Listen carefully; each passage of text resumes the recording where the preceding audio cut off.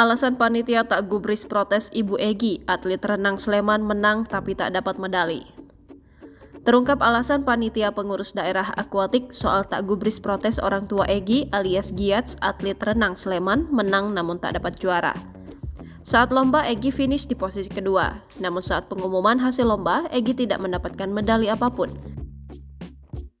Kendati begitu, orang tua Egy akhirnya mengajukan protes ke panitia dengan memperlihatkan bukti video. Namun panitia tidak menggubris protesan Ibu Egy dan tetap pada keputusannya.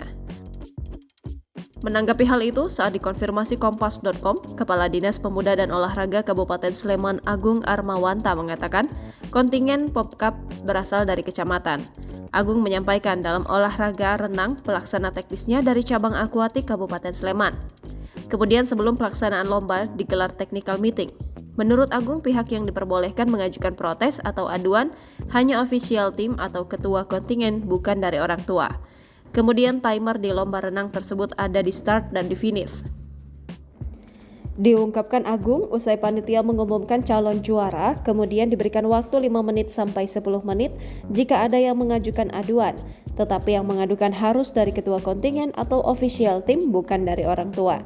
Kendati begitu, terkait dengan permasalahan ini, Dinas Pemuda dan Olahraga Kabupaten Sleman akan bertemu dengan orang tua atlet dan pelaksana teknis lomba.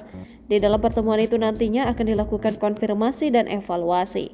Besok pagi juga akan kami lakukan konfirmasi dan evaluasi antara pelaksana teknis akuatik plus beliau yang bersangkutan, pungkasnya.